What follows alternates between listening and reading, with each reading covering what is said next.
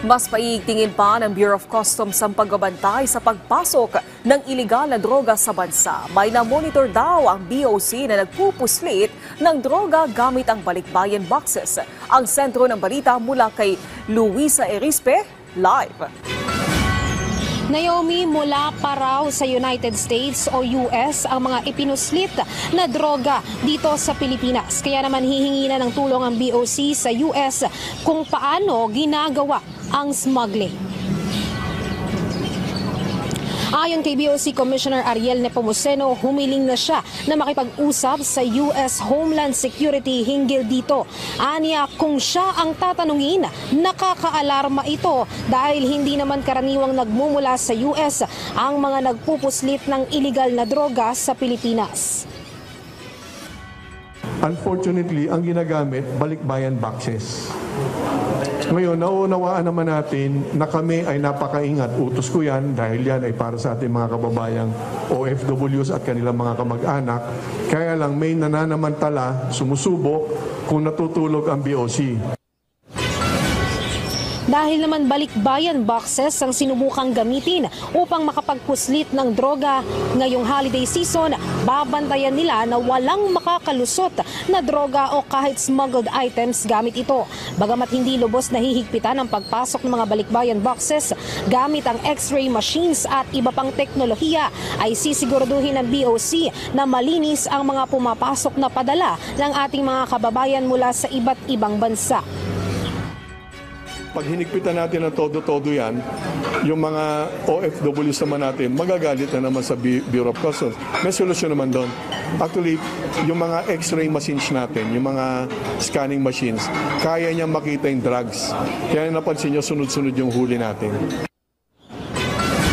Maging ang borders ng Pilipinas, sisikapin din ng BOC na mabantayan. May ilan kasi na kung hindi naman maidadaan sa balikbayan boxes, ay pinupuslit din ang droga sa mga borders ng bansa na walang pier o pantalan. Makikipagtulungan ang komisyon sa PIDEA, pati na rin sa Philippine National Police hinggil dito. X-ray machines at sa tulong din ng PIDEA, may mga K9 dog unit, K9 units tayo na nakakatulong. Effective yon, effective yon. Ang mahirapan tayo yung mga naglalanding sa dagat. Yan ang nag-uusap na kami for the record ni Admiral Gavan ni Commandant ng Coast Guard upang paano namin pagtulungan yung mga maaaring lumusot na hindi naman dumadaan sa pier. Paalala naman ni Nepomuceno sa ating mga kababayan na magpapadala ng balikbayan boxes kung maaari gumamit na ng mga lehitimong courier services upang matiyak na ligtas at siguradong makakarating ang mga padala sa Pilipinas. Samantala, kamakailan naman ay sinabi ng US State Department na ang BOC umano ay ang most corrupt na ahensya ng gobyerno. Kaya bukod sa pagpuksa ng iligal na droga, pag-uusapan din ng BOC sa US Homeland Security kung ano ang naging dahilan sa inilabas na report ng US authorities. Para naman kay Nepomuceno, aminado siyang masakit ito pero agad siyang aaksyon sa problema ng korupsyon sa ahensya. Siyempre masakit naman sa atin yun. Kaya lang, kailangan tingnan natin yun, baka may katotohanan, di ba? So ako naman, trabaho ko namang ayusin yun. Ngayon, ayoko naman suklian yun na, ba't kayo, ganun din, di ba? Hindi naman din tama. So nandun ako sa corrective measures.